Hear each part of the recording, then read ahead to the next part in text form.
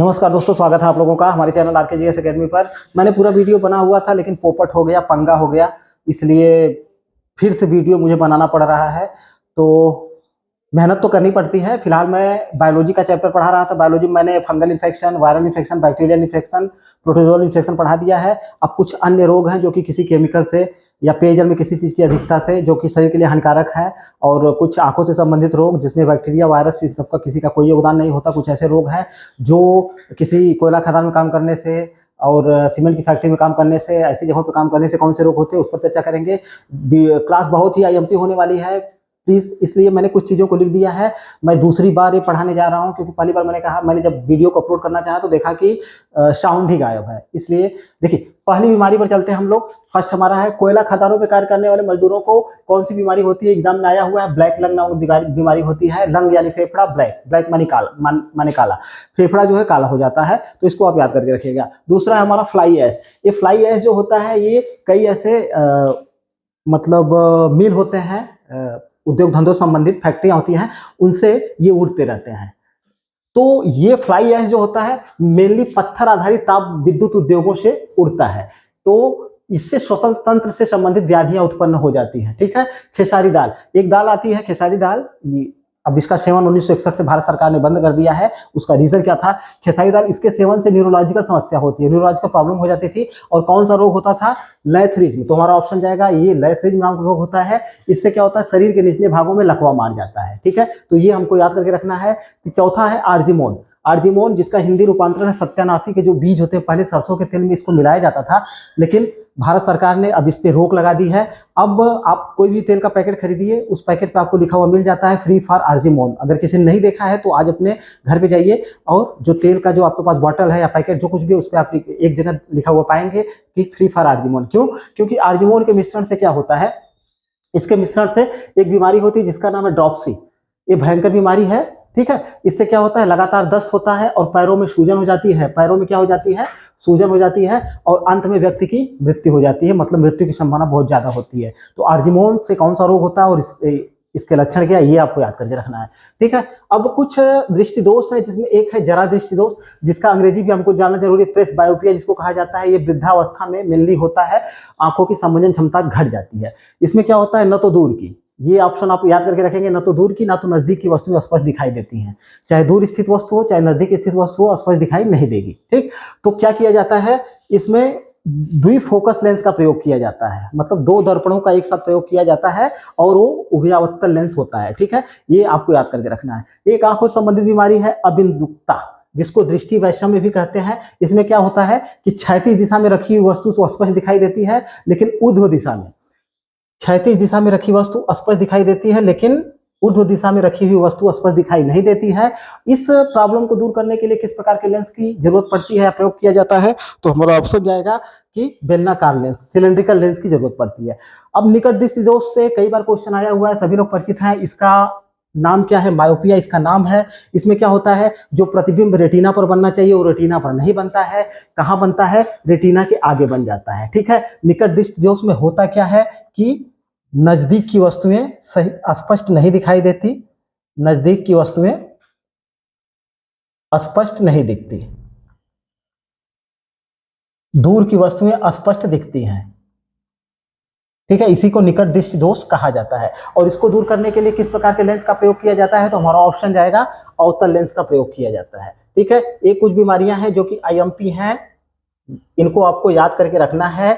जिनको पता है उनके लिए कोई दिक्कत नहीं है, लेकिन जिनको नहीं पता है उनके लिए ये वन आईएएस से लेकर के छोटे एग्जामों तक ये आईएमपी है। ठीक है, इसको मिटाते हैं, मिटा करके आगे बढ़ते हैं। कुछ और बीमारियां हैं जिनके बारे में हम लोग चर्चा करेंगे। ठीक है,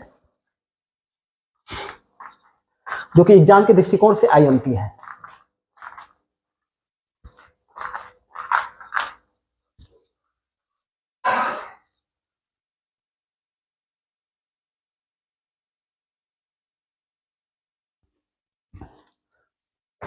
एक बीमारी है, 7 बीमारी हो गई थी। 8वीं बीमारी हमारी है फास्जा। ये फास्फोरस की अधिकता से, फास्फोरस की अधिकता से अगर किसी कारण से फास्फोरस के संपर्क में हम ज्यादा रहते हैं और उसकी अधिकता या उसका सांद्रण शरीर में ज्यादा हो जाता है तो हमें फाहिजा नामक बीमारी हो जाती है। और फाहिजा नामक बीमारी में होता क्या है, ये लक्षण हमको जानना जरूरी है। इसमें जो जबड़े की अस्थियां होती हैं या हड्डियां होती हैं, जबड़े की अस्थियां गलने लगती हैं।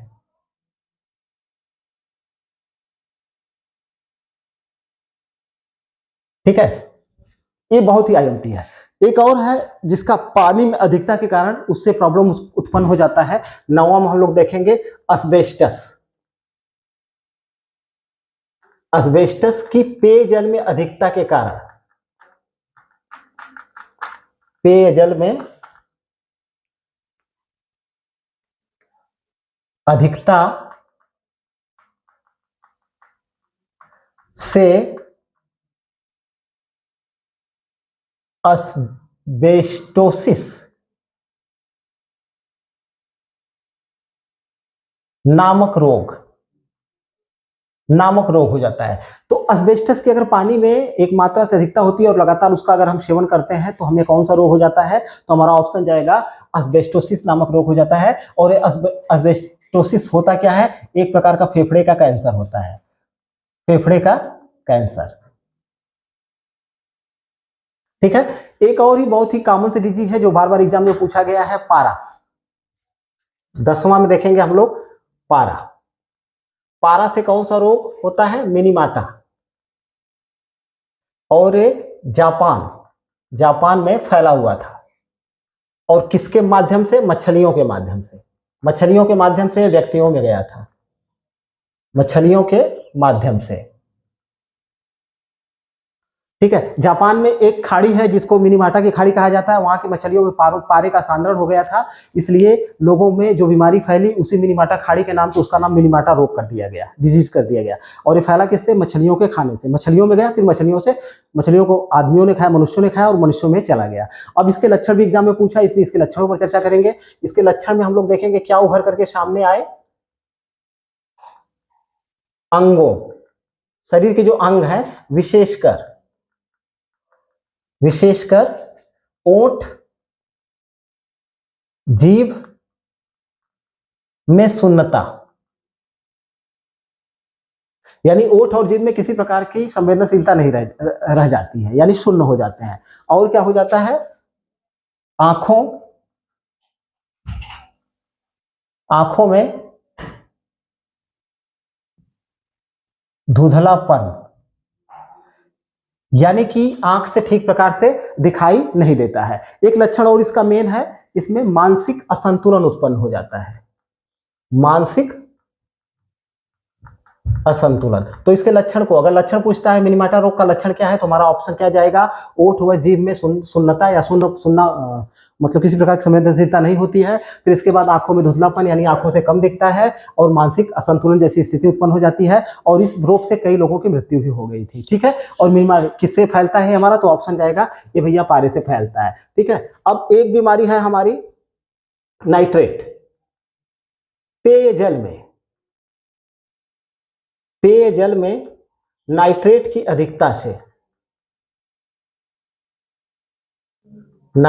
अधिकता से ब्लू बेबी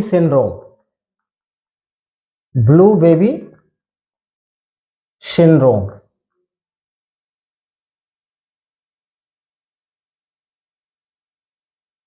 नामक बीमारी होती है। ठीक है, ये बच्चों में होती है। बच्चों का शरीर क्या होता है, बच्चों का शरीर नीला पड़ जाता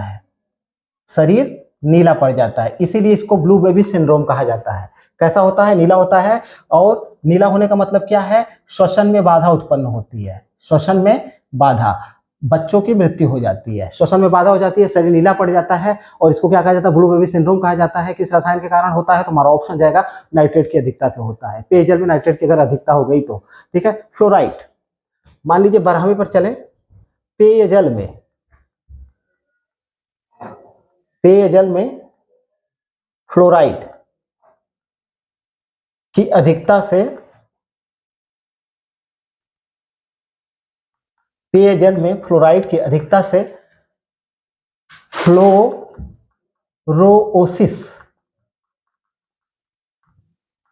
फ्लोरोसिस नामक बीमारी होती है।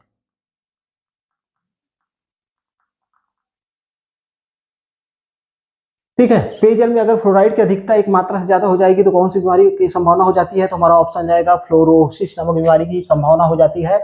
और इसका लक्षण क्या है? इसमें दांतों की अस्थियां क्या हो जाती हैं? कमजोर हो जाती हैं। तो अगर पूछे कि इसका लक्षण क्या है, तो लक्षण में हम लिखेंगे कि दांतों की अस्थियां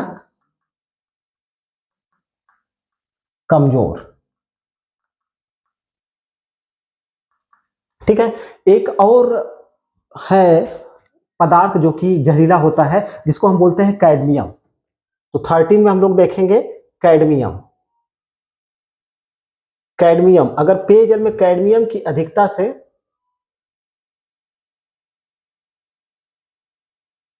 इटाई नामक रोग हो जाता है। इटाई नामक बीमारी या रोग। ठीक है, ये बीमारी का लक्षण क्या है? ये अस्थियों और जोड़ों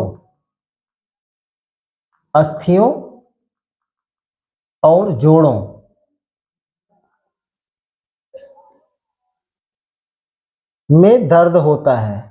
अस्थियों और जोड़ों में क्या होता है? दर्द होता है। यानी कि इटाई रोग किससे संबंधित है? तो हमारा ऑप्शन जाएगा अस्थियों और जोड़ों से संबंधित है। उसमें दर्द होता है, स्वेलिंग हो जाती है। और किसकी अधिकता से होता है? तो हमारा ऑप्शन जाएगा कैडमियम की अधिकता से होता है। और कैडमियम से और भी क्वेश्चन बनते रहते हैं। कैडमियम श्वसन विष की तरह कार्य भी करता है। ठीक है, श्वसन विष की तरह कार्य करता है और इससे जो है हृदय रोग होने की संभावना हो जाती है। हृदय रोग की संभावना।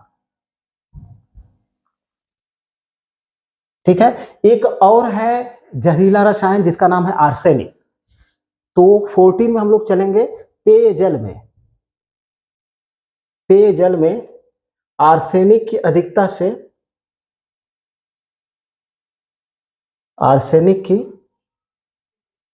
अधिकता से ब्लैक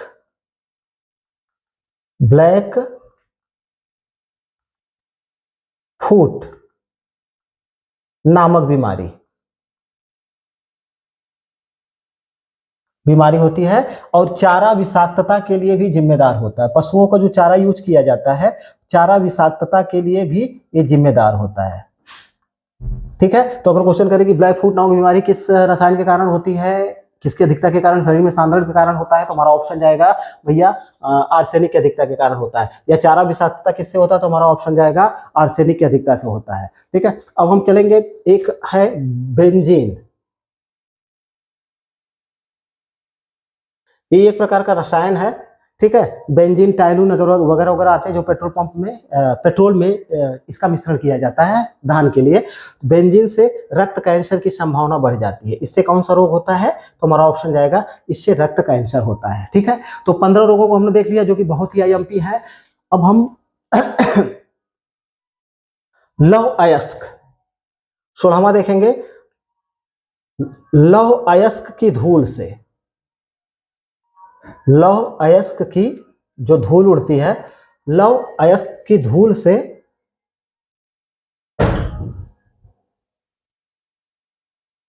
लौह सिलिकोसिस नामक बीमारी होती है।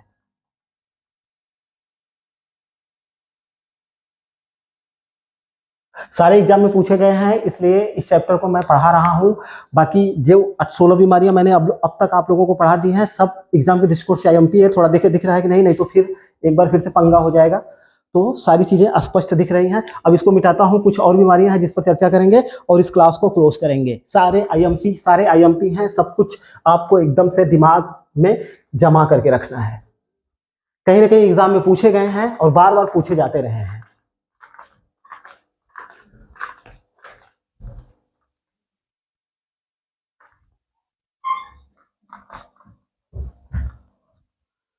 एक सामान्य सी बीमारी है जिसको हम लोग कहते हैं 18वीं बीमारी पे चलें तो गाउट, या इसको क्या कहा जाता है? गठिया। ठीक है, ये क्या होता है? किसके जमाव से होता है? तो सिट्रिक अम्ल। अगर पूछे कि किसके जमाव से बीमारी होती है तो हमारा ऑप्शन जाएगा सिट्रिक अम्ल के जमाव से बीमारी होती है। ये किससे संबंधित है? तो अस्थियों से संबंधित है और जोड़ों से संबंधित है। इसमें क्या होता है? जोड़ों में सूजन और भयंकर दर्द।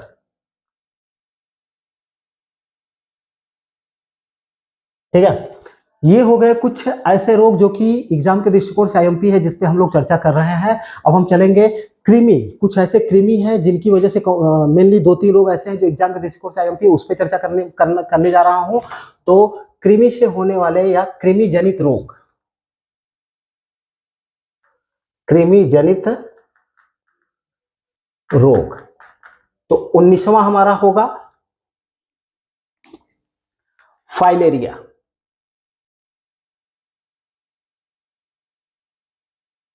फाइलेरिया किससे होता है? एक प्रकार के कृमि से होता है। ये भी क्वेश्चन पूछा गया है कि वायरल है इन्फेक्शन, वायरस से होता है, बैक्टीरिया से होता है, फंगस से होता है, या किससे होता है? प्रोटोजोआ से होता है। वायरल है मतलब किसी चीज से पूछता है तो हमें ये चीज याद करके रखना है कि ये कृमि से होता है, और इसके कृमि का नाम हमको हमारे लिए बहुत जरूरी है, कई बार एग्जाम में पूछा गया है। तो इसका नाम है वाउचेरियाई, वाउचेरियाई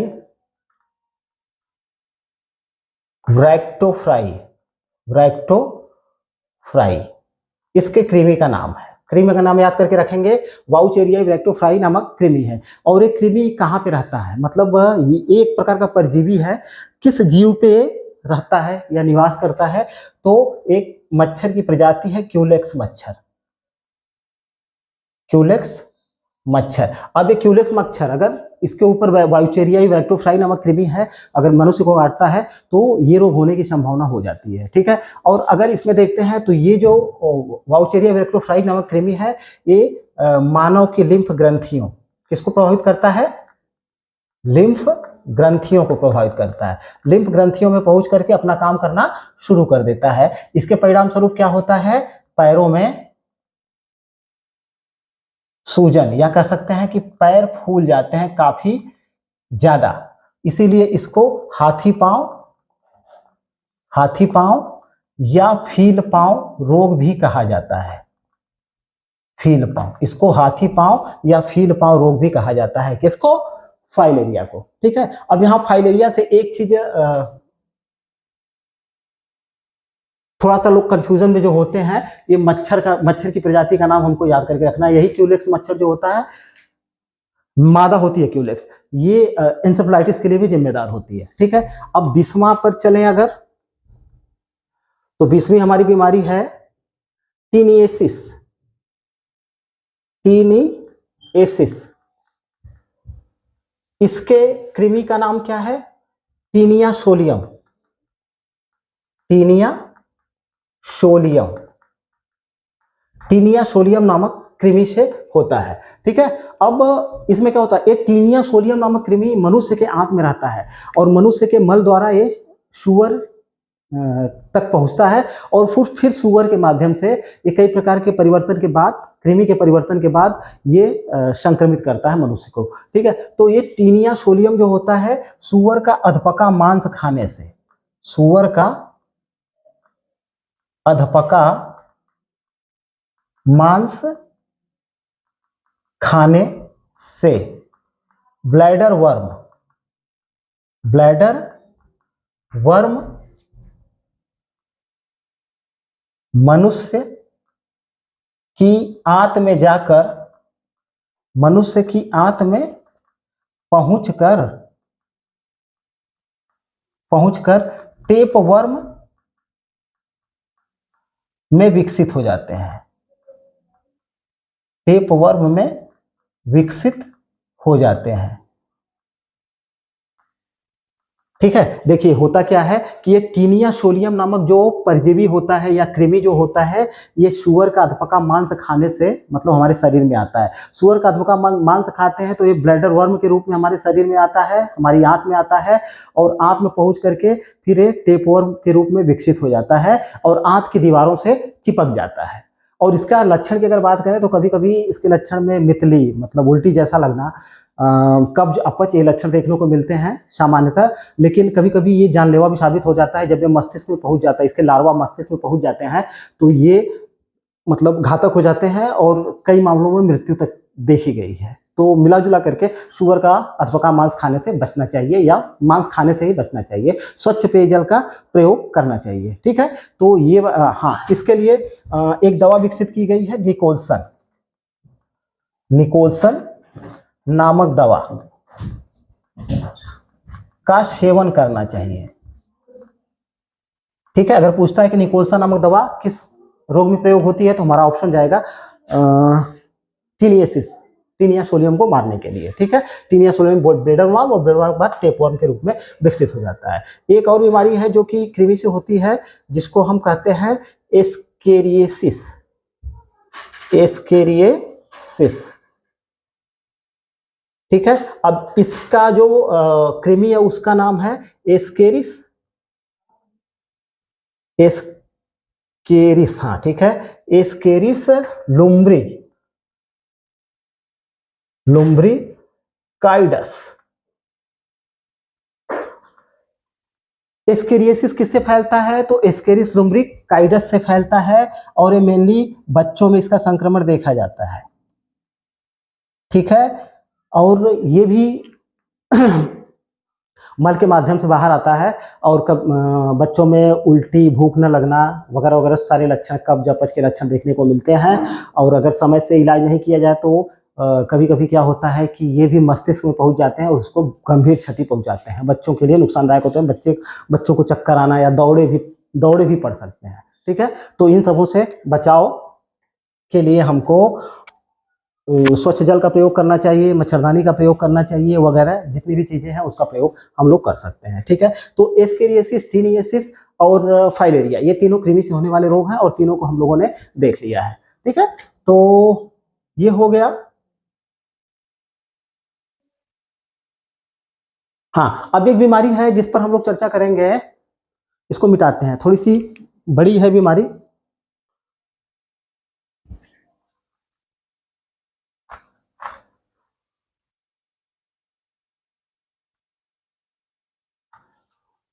नहीं, एक और है, उसको देखने के बाद शीशा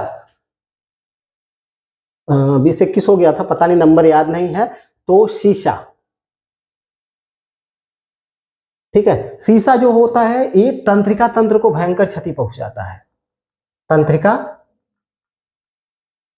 तंत्र, मस्तिष्क संबंधित रोग होते हैं।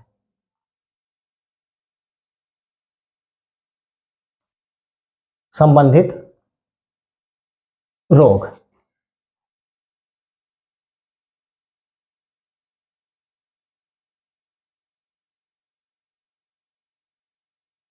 यहां से एक तरह से क्वेश्चन पूछा गया है कि शीशा मेनली किसको प्रभावित करता है तो हमारा ऑप्शन जाएगा तंत्रिका तंत्र को प्रभावित करता है, इससे मस्तिष्क संबंधित रोग हो जाते हैं। ठीक है, अब एक बीमारी है ये शीशा, ये तो लेड हो गया,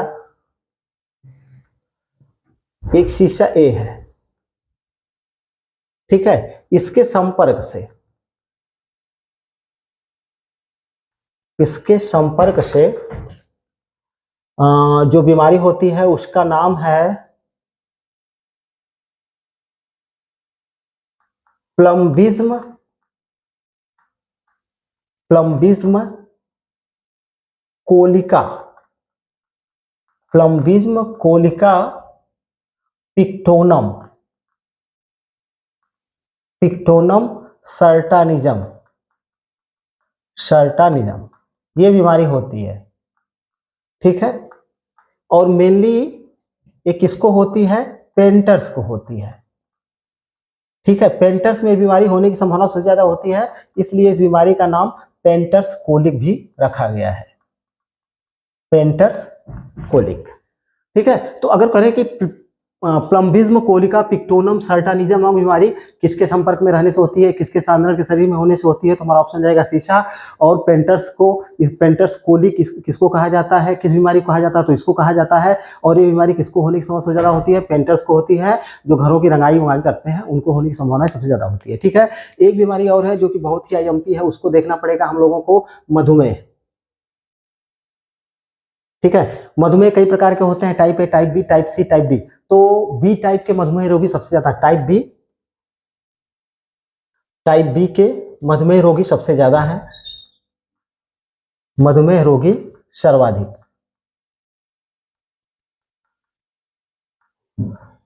और एक चीज और, भारत को मधुमेह की राजधानी भी कहा जाता है। विश्व में भारत को, बहुत ज्यादा चीनी का यूज करते हैं, भारत को मधुमेह की राजधानी भी कहा जाता है। और सर्वाधिक जो रोगी हैं वो टाइप बी प्रकार के हैं। ठीक है, अब ये मधुमेह होता कैसे है, मधुमेह ये अग्नाशय की बीटा कोशिकाएं इंसुलिन का उत्पादन बंद कर देती हैं, इंसुलिन का उत्पादन बंद कर देती हैं। जिससे होता क्या है, ये इंसुलिन जो है शर्करा का पाचन नहीं कर पाता, शर्करा का पाचन नहीं कर पाता। ठीक है, ये अब अगर क्वेश्चन करता है इज मॉडरेट बॉय में शर्करा का पाचन करने के लिए कौन जिम्मेदार है, तो हमारा ऑप्शन जाएगा इंसुलिन जिम्मेदार है। इंसुलिन का श्रावण कहाँ से होता है, तो अग्नाशय की जो बीटा कोशिका होती है उससे होता है। और शर्करा के पाचन के लिए जिम्मेदार होता है। अगर ये पाचन नहीं कर पाता है तो यही शर्करा रक्त के माध्यम से पूरे शरीर में फैल जाती है, रक्त के माध्यम से, किसके माध्यम से, रक्त के माध्यम से ये शर्करा पूरे शरीर में फैल जाती है। इसी को हम क्या कहते हैं, मधुमेह, या इसको कहा जाता है डायबिटीज, इसी को डायबिटीज कहा जाता है। ठीक है, तो इसमें किसका इंजेक्शन, मधुमेह रोगियों को किस चीज का इंजेक्शन लगाया जाता है, इसके कई लक्षण सामने आते हैं। जैसे मधुमेह रोगी को बार बार भूख बहुत ज्यादा लगती है और उसको थकान, मतलब कमजोरी का एहसास होता है, उसकी प्रतिरोधक क्षमता कमजोर हो जाती है। तो ये सारे 2-3 लक्षण आते हैं। कभी कभी मूर्छित भी व्यक्ति हो जाता है, उसको किस चीज का इंजेक्शन लगवाना पड़ता है, इंसुलिन का, क्योंकि इंसुलिन जब जाता है तब शर्करा का पाचन कर पाता है।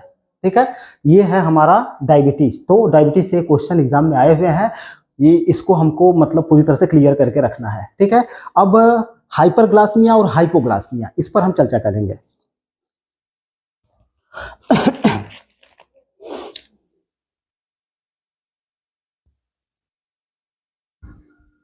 इसको मिटाते हैं।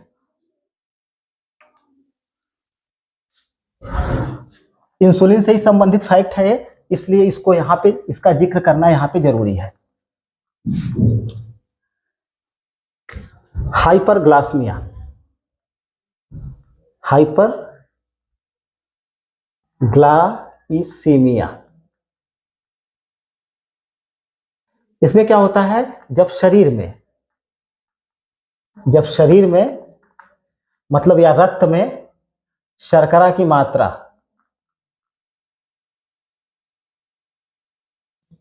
आवश्यकता से अधिक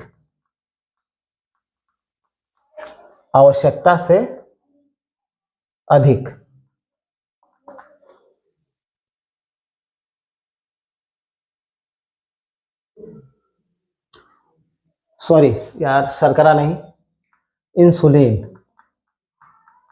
इंसुलिन की मात्रा या इंसुलिन की खुराक आवश्यकता से अधिक हो जाती है, तो इसी को क्या कहा जाता है, हाइपरग्लाइसीमिया कहा जाता है। और जब शरीर में इंसुलिन की मात्रा आवश्यकता से अधिक हो जाती है तो जो लक्षण प्रकट में आते हैं, लक्षण देखने को मिलते हैं, तो इसमें मूर्छा का मतलब क्या, इसमें बेहोशी, व्यक्ति बेहोश हो सकता है, इसी को हाइपरग्लाइसीमिया कहा जाता है। एक होता है हाइपोग्लाइसीमिया, हाइपोग्लाइसीमिया,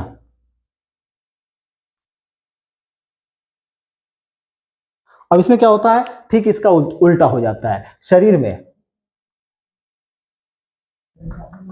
शरीर में, इसमें शर्करा की मात्रा आवश्यकता से कम हो जाती है, आवश्यकता से कम हो जाती है। इसको क्या कहा जाता है? हाइपोग्लाइसीमिया कहा जाता है। तो ये दोनों इंसुलिन से संबंधित है, शर्करा से संबंधित है, इसलिए मधुमेह के साथ इसको पढ़ना हमारे लिए जरूरी था। हाइपरग्लाइसीमिया किसको कहा जाता है? जब शरीर में इंसुलिन की मात्रा अधिक हो जाती है और इसमें व्यक्ति मूर्छित हो जाता है, बेहोशी की अवस्था में चला जा सकता है। हाइपोग्लाइसीमिया क्या होता है? जब शरीर में शर्करा की मात्रा आवश्यकता से कम हो जाती है, तो इसको हाइपोग्लाइसीमिया कहा जाता है। ठीक है, तो ये वाला चैप्टर मेरे हिसाब से पूरी तरह से क्लियर है। मैंने लगभग 20 से 25 रोगों पर जिक्र किया है जो कि एग्जाम के दृष्टिकोण से आईएमपी है। तो फिलहाल अब मिलते हैं हम लोग अगले वीडियो में, क्योंकि आप लोगों ने कमेंट किया था कि बायोलॉजी के जो डिजीज वाला चैप्टर उसको पूरी तरह से क्लियर कर दीजिए। अब अगले वाले वीडियो में हम लोग प्रोटीन से होने वाले रोग, प्रोटीन में 1, 2 रोग, 3 रोग हैं, बस यही। प्रोटीन की कमी से होने वाले रोग, विटामिन कमी से होने वाले रोग और कुछ ग्रंथि स्राव, मतलब ग्रंथियों से स्रावित जो हार्मोन्स होते हैं उनकी कमी अधिकता से होने वाले रोगों पर चर्चा करेंगे। फिलहाल वीडियो देखने के लिए बहुत बहुत धन्यवाद। प्लीज चैनल को सब्सक्राइब करिए और वीडियो को अधिक से अधिक शेयर करिए। Thank you very much.